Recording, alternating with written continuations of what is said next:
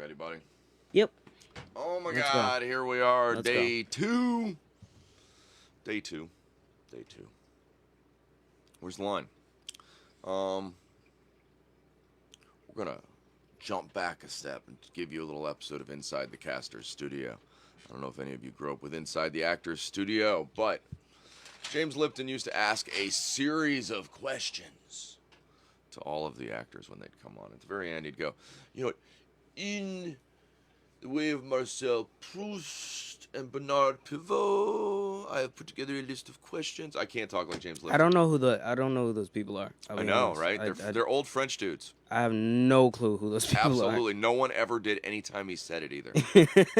No, even James Lipton. You don't know James Lipton. Didn't know. That's He didn't know Inside who it was. Do you remember? Have you ever? No, I know what Inside the Actor's Studio is. So, I've seen because enough of you've them. seen the one where I believe I saw the one with. I want to say Limitless Robert and Downey Kevin Jr. Bacon, isn't it? No, I saw the one with Robert Downey Jr. Okay, RDJ. Maybe.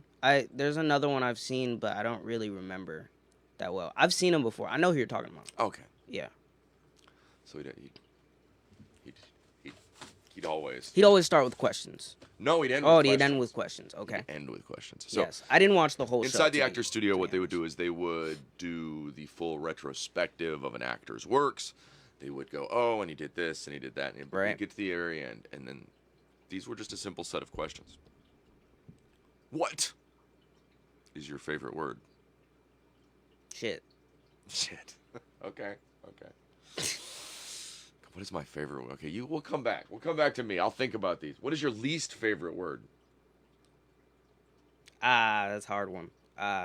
My least favorite word, moist. Moist, a commonly disliked word. Traditionally, a different gender gets really upset when you use that one, but I understand. Yeah. What turns you on? A switch. The switch? No, a switch. Okay, then. What turns you off? Okay, I'm joking. Go get Girls me a in switch, glasses. boy! Girls in glasses. Girls in glasses. Yes. Okay. That's what Yes. turns you off? No. That's what turns me on. What turns me off is when they take them off. It turns you. You don't get the Yeah, the librarian effect. You don't get the. No. They're not hotter to me. Some are. None. Some of them, yeah. What sound or noise do you love? What sound or noise do I love? Yeah.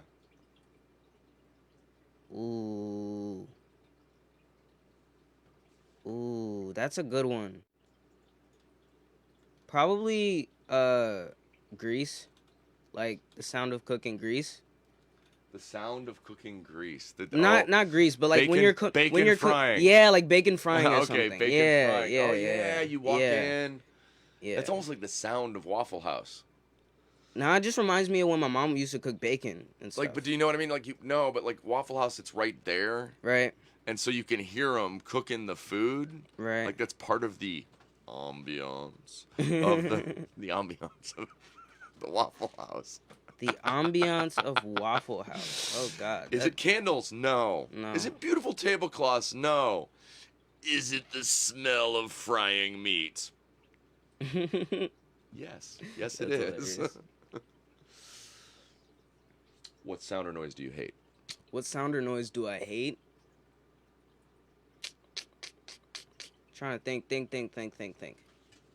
Trying to think quickly. I don't know. What sound or noise do I hate? What sound or noise? What sound or noise do you hate?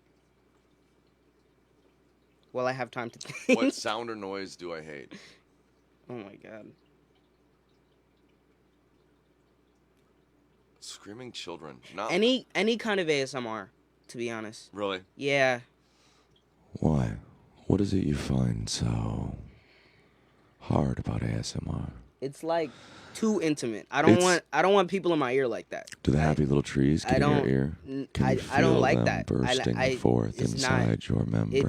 It doesn't do Your anything for me drum except in your hatred. ear swelling. It doesn't do anything Bump, except bring Bump, out hatred, and then bump, bump. I start thinking Anakin like thoughts. Anakin. Like- so, if I am surrounded by screaming children. I should play you ASMR so that you'll have Anakin-style thoughts so that you'll clean up my problem. Now let me say this. I don't Oh have a my problem with God. crying children. Crying children, I don't have an issue. It isn't the Crying children. children are hilarious to me. No.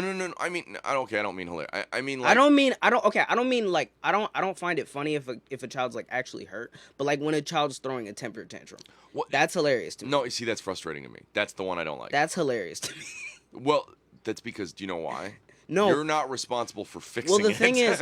thing is, right? Whenever I see a crying child that's throwing a temper tantrum, Mhm. I laugh because of the fact that I don't want to give them that attention.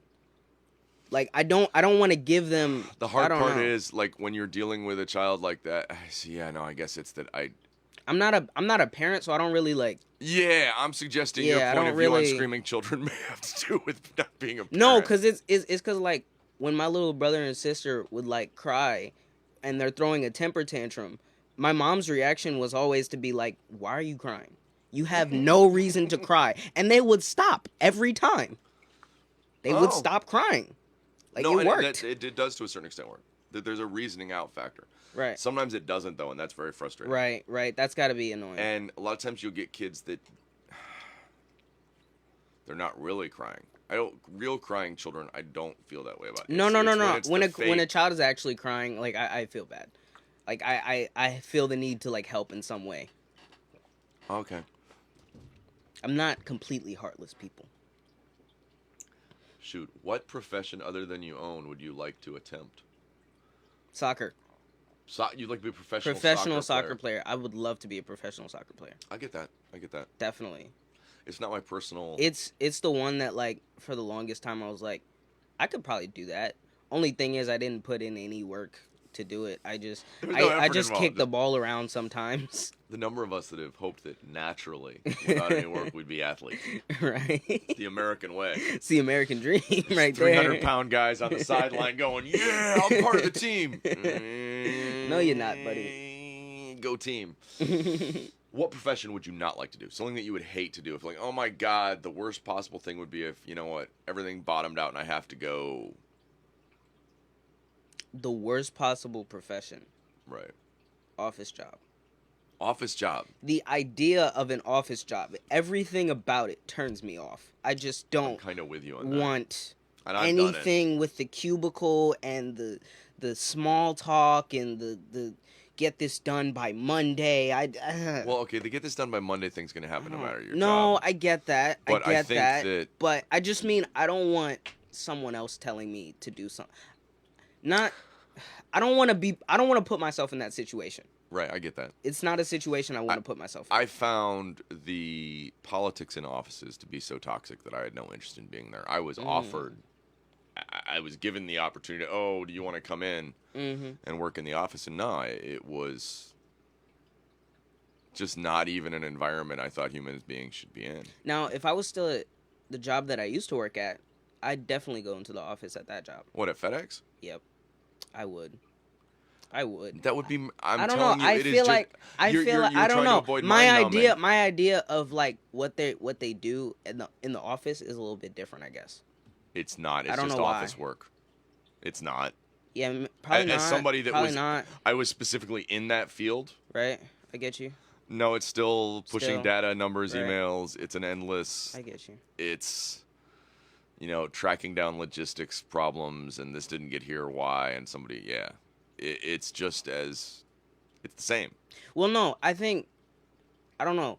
I feel like my path to there would have been, okay, I've been working in a warehouse for a couple years, so I don't really want to do this anymore. I feel like I'd get tired of working in a warehouse, so that at that point I would just want to work in an office, because I don't want to work in the warehouse no more. See, but It would be, I don't know, it would be a different track to get there, I guess. yeah, Like if I started off in an office job, I guess. I don't know how, if that makes any sense at all. But as long as it makes sense in your head. that's yes. What is your favorite curse word? What's my favorite curse word? I think we gotta go with shit. Back to the Cabron. Actually. beginning. Okay. We were It's looking in for. Spanish. Yeah, no, It's my favorite curse word. I know 18-year-olds work really hard at trying to be cute. And we No, apologize I up like front. the Yes, language. It's a cool language. It is. I don't like English. I speak it every day. But as somebody that spends my time with you, I guarantee, like I'm it. telling you, that's not your favorite curse word I've heard. No, I Yeah. can't say my favorite curse word. Well, okay. Let's we'll be give honest. You that. We'll give you that. If We're on heaven, Facebook still. If heaven exists, what would you like to hear God say when you arrive at the pearly gates? Good job. Good job. I'm proud of you. That's what everybody wants to Right? hear from their dad, right? Okay, I'll give you that. Right? Yeah. Yeah. Okay, so this was a series of questions, obviously, that were used a long time ago. And the funny thing is, Okay. there's a bunch of these lists.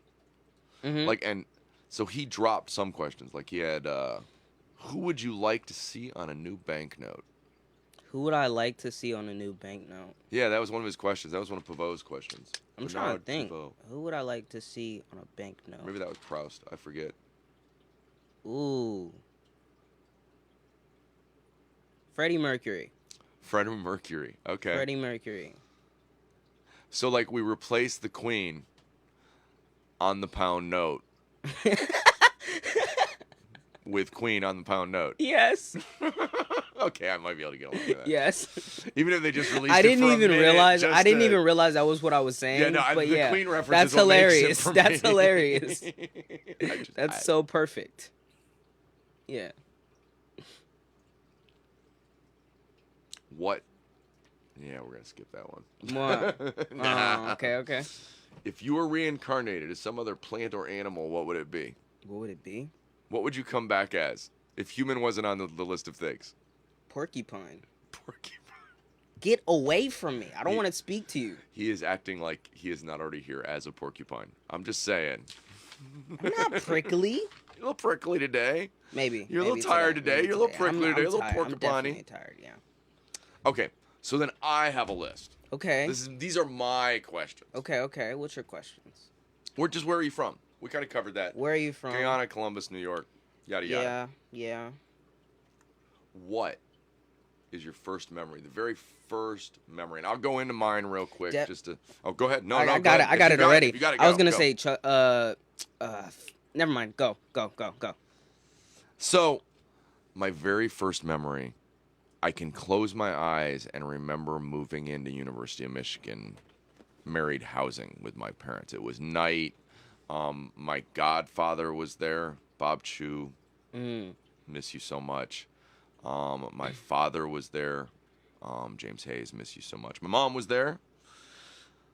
Mom, I'm so glad you're still here. David was there, my brother. It seems like there might have been, maybe that was all of it. Because I remember waiting for the door to be unlocked. Mm-hmm. Like University of Michigan, like is my grow up moment and place. Mm-hmm. Because it was alive with people from everywhere. Right. It definitely shaped who I am. So I mean, when I look back, that's like the very first thing that I can literally close my eyes and go, okay, and picture it's a little tiny in the doors were set up in a little alcove. There's like 3 steps coming up. Yeah. I know this specifically because later on I cracked my head falling off either those steps or the next door steps. That's funny. But yeah, no, those are my first memories are as a kid. I want to say my first memory was my 6th birthday, and it was at Magic Mountain, and I'm trying to think. I kind of like I can kind of close my eyes and remember who was there a little bit, but like some people are like a blur. Oh, okay. Like some people are kind of kind of hazy. Pun intended. What's your favorite way to play? You don't have to get something done. My favorite way to play. You don't have something that has to happen. You're not going, oh my god, I gotta Just put playing this around? music out. Something for fun, just for fun. Something for fun. Just freestyling. Freestyling. I So really it's like still the music. freestyling. Yeah, Yeah. no, it's still the music. Yeah. I can see that. No, to some extent, I draw. Yeah. that I really enjoy when I find an art moment that is about me Mm-hmm. instead of an art moment that is about. Someone else. Well, Or no, not something. even necessarily somebody, Okay. something else. But I Something mean, else. lately, a lot of what I'm working on is building the digital image catalog that makes for logos. I actually really enjoy graphic design stuff I too. do too. Like just playing around with like, ooh, let me put this with this and see what that happens and see how this filter looks on this and Well, I I like that. especially if I did a lot of editing of pictures that I enjoyed.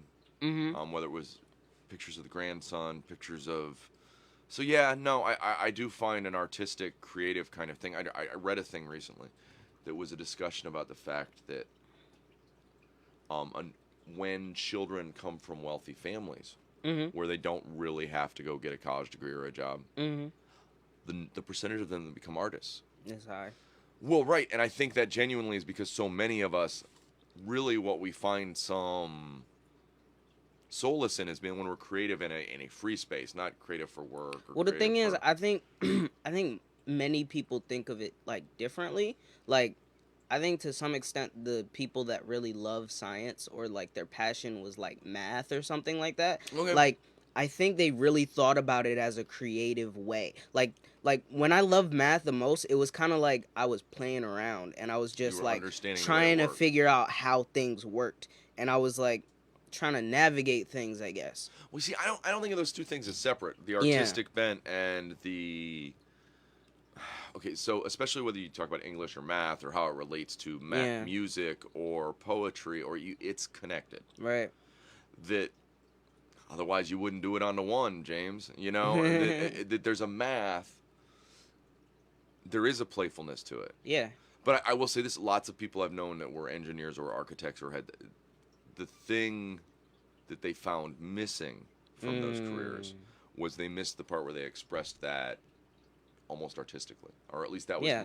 my experience around people that made art as well as had Right. other I think careers. to some extent it's very easy to fall into that trap even if you're an artist cuz you can still fall into the trap of now I have a method, I'm just going to do this as opposed to trying to figure out what's going to work or trying to figure out what you like more or testing out different things or doing more different things. Mm-hmm. Like that when you stop experimenting, I think that's when you lose a certain level of joy for what you do. It quits being play. Yeah, definitely. Okay, so what work are you most passionate about? Music, Music. yes. So it's interestingly enough, That's same easy. answer. Yes. What am I most passionate about? Probably my writing. And I feel trapped when I can't. When you can't write? Yeah, because sometimes it's that there's a million thoughts going on in my head, but then you put a pen in my hand, and none of it's coming out in a flow or in a way that I can access. That's the thing that definitely like used to kill me. Like sometimes when I think the only time I really like find myself being challenged is when I want to talk about a specific topic, but no ideas are coming to mind. Ooh. Like most of the time when I'm writing, I'm kind of just going with the flow, so things are just coming out. So it's not like I've told myself, all right, we're going to talk about this one thing, we're going to stick to this one thing, we're just going to go. It's more like we're in this mood right now, so we're going to go. And you're wanting to express. I'm wanting Exactly. to express this mood. Exactly. I'm feeling this mood. Right. And then none of the words are lining up with it. Right. That's when it's work. Yeah. That's when it's work. That's when it's work. That's when you're actually putting in some work. I mean, the weird thing is, if you gave me BS to write a report about, I could write a report. Mm-hmm. I'm not accessing that part though. Right. That's easy, to some extent.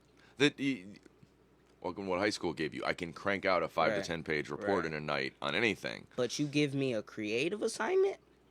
Now I got to come to terms Now with I it. gotta I used to put in way more work when it came to like creative assignments than when it came to like essays. Because essays, I could finish that in an hour.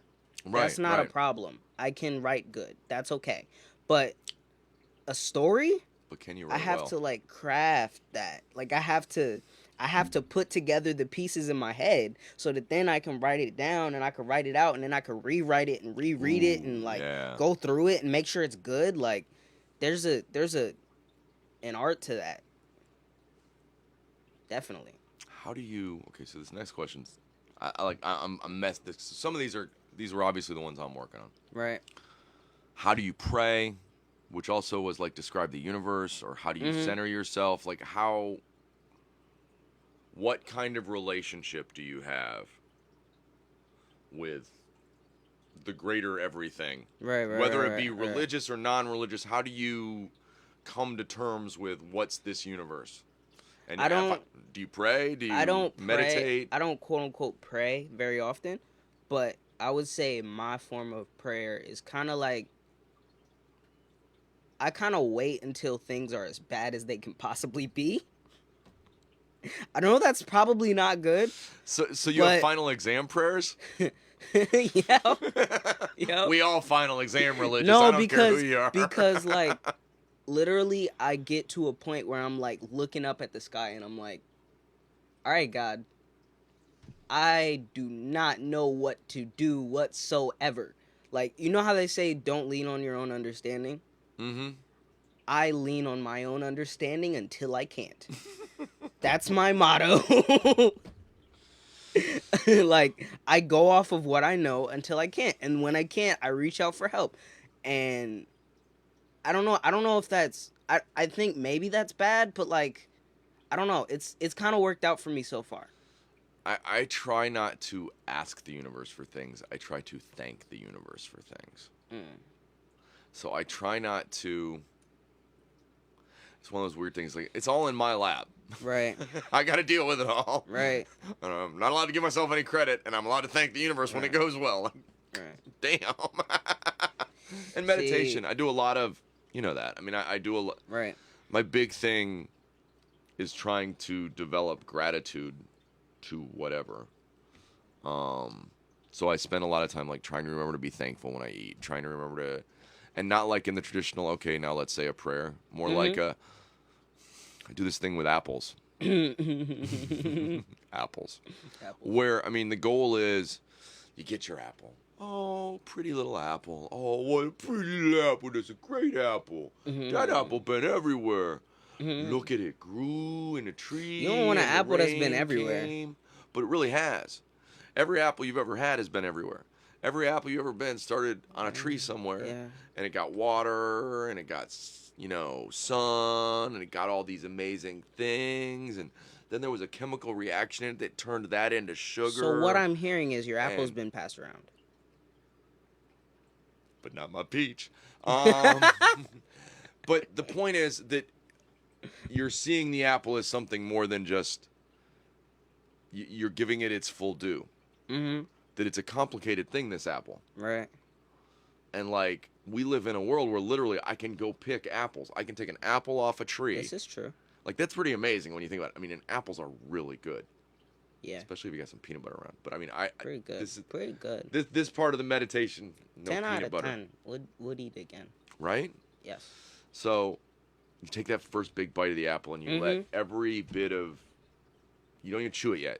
You just let the juice kind of fill as it goes.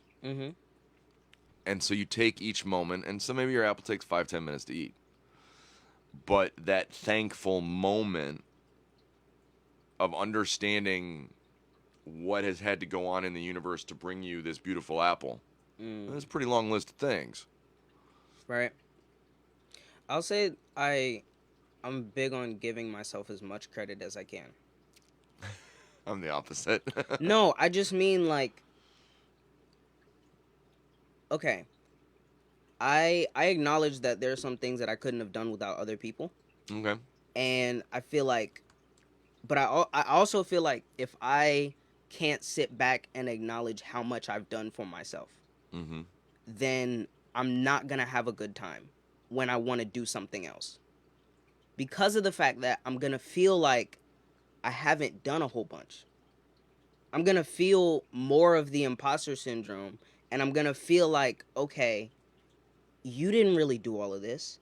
other people were helping you along the way. I mean, yes, other people were helping me along the way. See, I'm the opposite. I don't know how to, I don't know, like, I don't know if I'm explaining this quite right, but like, okay, one problem I've always had with like God and stuff like that is that how can I feel good about an achievement if I'm giving the credit to someone else? How can I feel good about it? How can I feel like I did something at all? I can't. No, I disagree. I don't know. I don't think know. I think you've got to give credit to both. That the reality is, no matter what, you didn't do it alone. Mm. That even if you sat in a room alone, you didn't do it alone. Mm. That's not where it all came from. And I don't mean like, I mean that the universe has an effect on you. Okay. I don't have to see it as, oh, and then a giant something stepped in and did this. I don't mean like that. Mm-hmm. But you have to take credit for your ability to navigate the flow and your perspective. But to deny the flow means that you can fight against it. Mm-hmm. Because you'll beat yourself against the universe, because as opposed to accepting that the universe is working with you, now it becomes the bad guy. I kind of understand that. So I don't think of it as I don't think that the universe is a bad guy or a good guy. I never really thought about the universe as a bad guy or a good guy. I just thought of it as like an influence that. Well, so if it is, it can have positive and negative effects. Because we blame the negative effects of things going wrong in the universe all the time. I will say I fall into existentialism very easily. Right. And I think to some extent I've built up a certain number of like barriers of entry of thoughts that I have. Okay. And once I start having these thoughts, I start to realize I'm going down an existential path. I'm going to have an existential crisis very soon. Existentialism doesn't always include a crisis, just so you know. No, I'm just saying that there's certain thought patterns that I start to fall into that lead to that I've had happen several times. I have to give more credit. I see everybody struggle. I can't not give them credit, even when it goes wrong.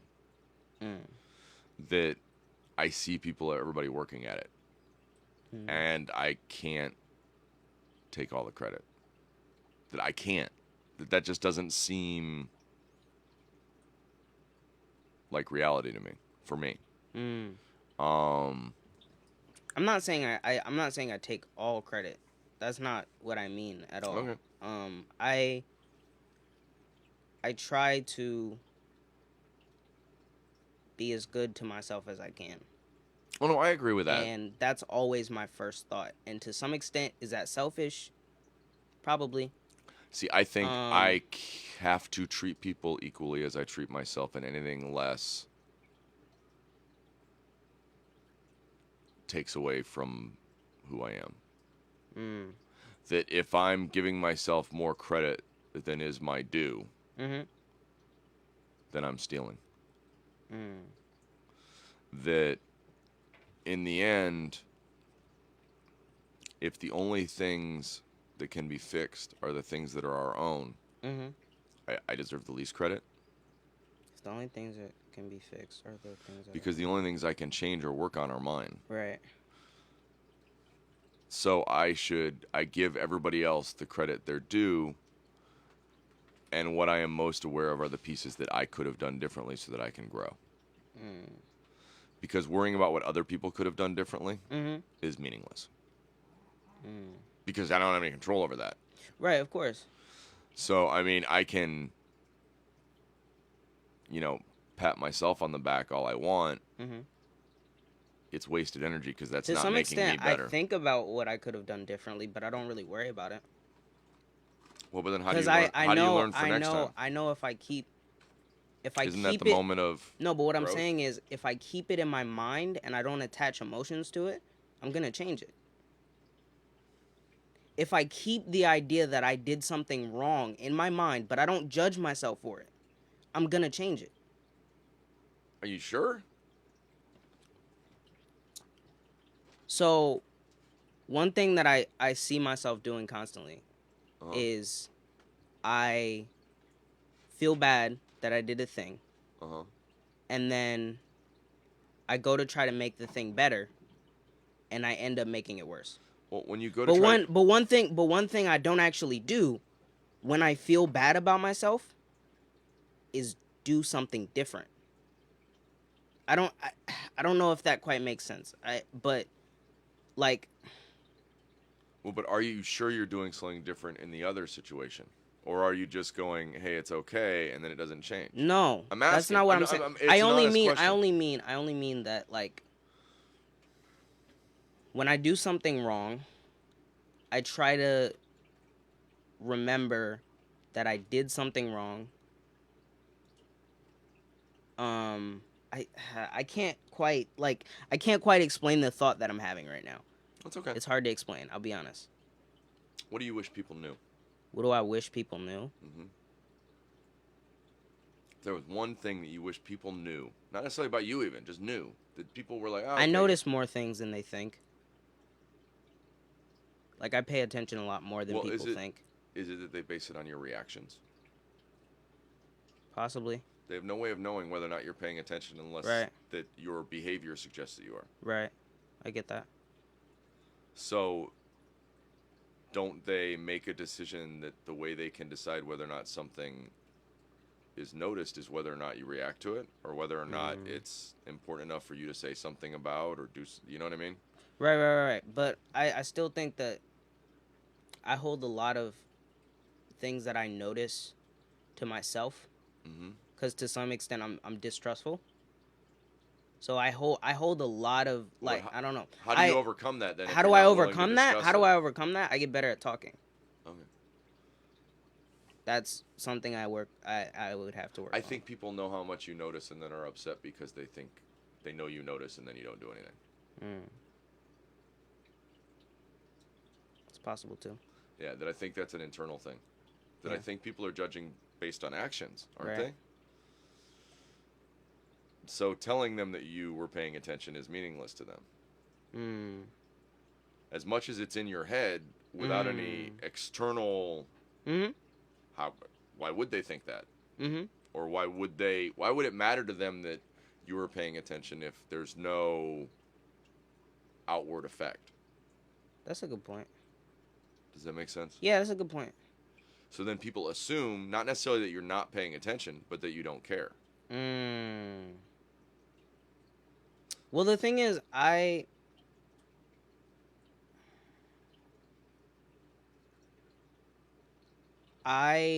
think my distrust of people, and I don't mean this as an excuse. I just mean that this is what the effect of one of the aspects of how I've acted in the past is, I guess, is that I believe that only I can change who I am. And telling them, for some reason, doesn't feel productive. Telling them, I don't know. It leaves them out in the cold and thinking you don't care. Right. So now you've created an enemy. Right. Get that? Do you follow me? Get that?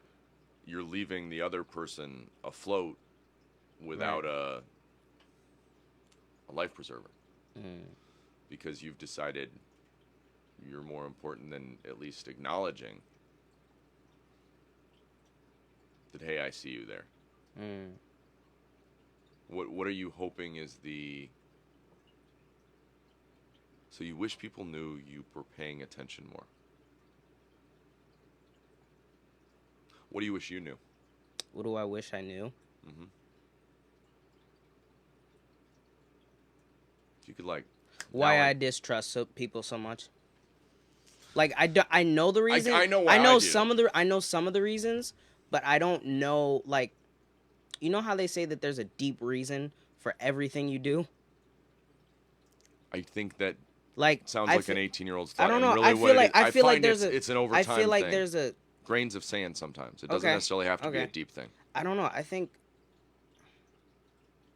sometimes I think that there's a point where I don't trust people anymore. I think that there's a switch somehow. Like, I know that there's probably a gradient of some sort, but, like, I don't know. How do you deal with that? Because Right. okay, so you would want people to overcome that if you had built that in them, right? If they'd reached a Right. point where they distrusted you, Right. you'd want them to overcome that. Right. This is okay. It's about working toward. No, so It's about. for me, what It- happens is okay. this is the specific. At the point I realize that I have shortcomings, and I hope people will will overlook them and help me be who I am, as opposed to what their image of me is. Now I know that I have to give them that. That if I need that for me, I can't withhold that from other people. If I can feel in my world that there are things I need for me to be okay from other people, Like what? support and love and all just the Right. basics. Even we'll just go Right. back with the simplest. I mean, it's beyond that, obviously. Right. We could use a lawyer to help set up the NPO if anybody's sitting on way more money than they need and wants to send it over here after we get the nonprofit set up. I don't want to take any of the money. I just want to be able to, Yeah. you know what? I want there to be community studios like this, where what we're hearing from is each other instead of a corporate world. That the more of this that happens, where people are having real conversations about, hey, what makes us tick? In my head, if this started to happen at first here, maybe all over the world, suddenly we're talking to each other. So for me, when I realize I need support or I need forgiveness or I need time or all of these things that I see myself needing, it's that whole namaste thing. It's the, you know what, man, I see the scars and wounds on your soul and I recognize it. I know that the struggle is universal and I should give you as much care as I know I need. I think to some extent my standards for what I need have always been low. So the way that I treat people is not as good as it could be because of the fact that my standards I don't think your standards for No, yourself but my are as low standard as I you think my they are. standards for myself are kind of low. See, I don't think that. I don't know. I think you have a lot of wants and needs. No. I just mean like I think it takes Okay. a lot. I can understand that I need something, but my standard could be lower than what I like. I'm trying like I'm blanking on words today. I'll be honest. As a person in your world, I don't think your expectations for support are like outrageously low. I don't think they're unusual. I'm not saying that. Sometimes your outlook's 18, but that's okay. You're 18.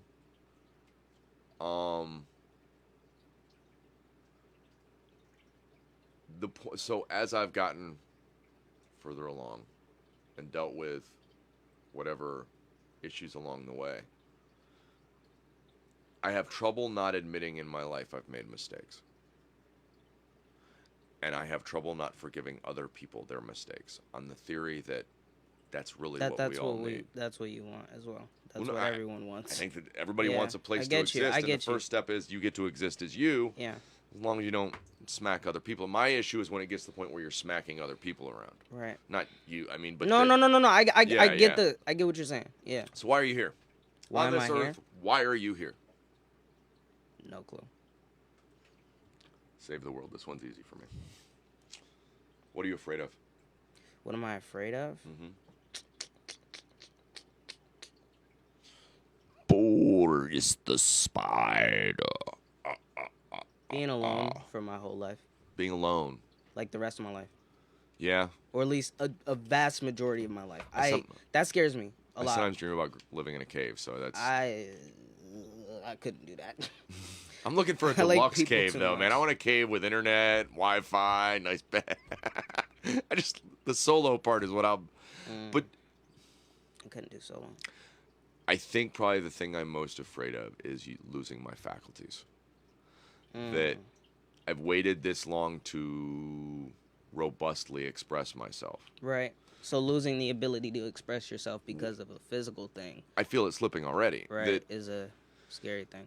the amount of time I spend losing words, losing thoughts, losing balance, losing. It's coming.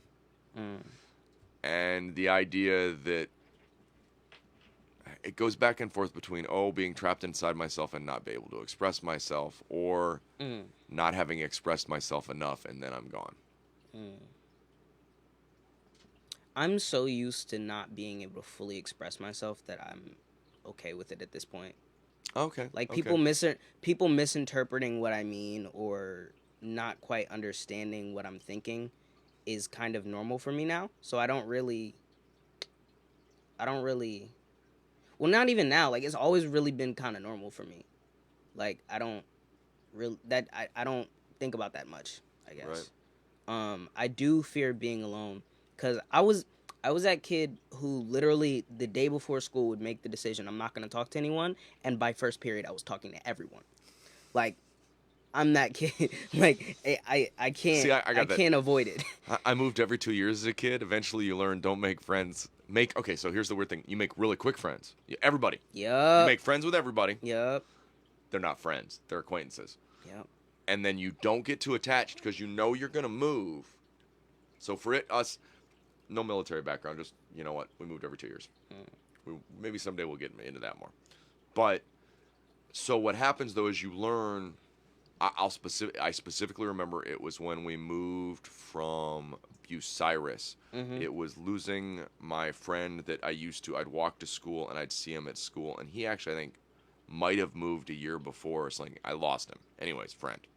And after that, yeah, I had friends, but you knew to not get too Attached. sure. And to this day, I'm not good at that part. I learned that same lesson, but very differently. Because so when I was in New York, I didn't really, like, feel too attached to New York because of the fact that, like, I didn't really grow up there. And, it kind of felt like, why? Well, first off, I was a very different person when I went from Columbus to New York. Because I was kind of social in Ohio, but when I went to New York, I was way more social.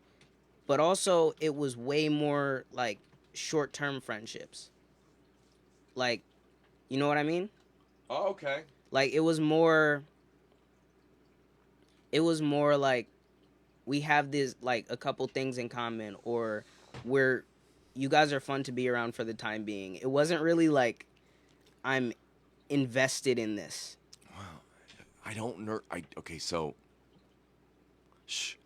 I do actually follow the Nerdist, don't get me wrong. But I'm so interested in everything that the problem is that then that thing that other people are like, oh my God, I'm nerding out all over the place about it. Right. I could never quite fit into any group. I mean, my biggest group was the RP group because you get to role play, right? RPGs. Played games in high school. Loved all of my friends. Shout out to Greg Hanna. It's been great to see you, like, commenting on stuff lately. That those were the people I was closest with, and it was because I'm constantly popping into a million different. Okay, and now I'm this, and now I'm this, and now I'm this, and now I'm this, and now I'm this. So, last question for the day. Last question for the day. What makes you happy? What makes This me is the bonus happy? question. I have 11 questions. It's a bonus question. Trying to think. Welcome to the bonus question. Food. Food. Food makes me so happy. Helping people. What makes me the happiest is I feel fulfilled when the things I'm doing actually seem to help or seem to, like, we had a moment, New Year's Eve, we had a friend here that her FWB or whatever broke up with her that night, basically said, okay. And she was in a bad place, but then I was able to, like, access that. I'd had some trouble there getting into that moment. I was having trouble. Everybody knows I was trying to put a lot of stuff out on Facebook, and I was overwhelmed. It was just, the holidays in general are not easy for me, and I couldn't access stuff. It was bad. But on New Year's Eve, being able to just have somebody who wanted my advice and who wanted to hear what I had to say, and who looked at me and then said, you know, wow, that really helped. that reminded me that the thing that makes me the happiest is, yeah, when I'm lifting people up. I will say also the thing that probably makes me really happy is when I have a conversation with someone and I realize like this person is very different from me, but also very similar. Mm-hmm. Like very much the same, but also very different. I think if we were to make our way down through the crustiness that is us, we're all that way.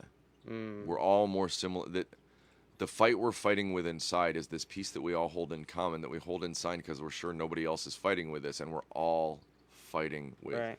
How do I come to terms with me being an okay person, so I can put the Pretty me much. out here, and not be worried that not only is no one else going to judge it, but I'm not going to judge it.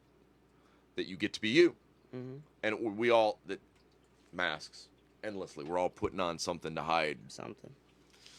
Yeah, no, I get that. Happy. Happy's good. Happy is good. I suggest everybody go looking through James Lipton's questions, Bernard Pivot's questions, Marcel Proust. Mine are not anywhere on the internet. You'll just have to come talk to me.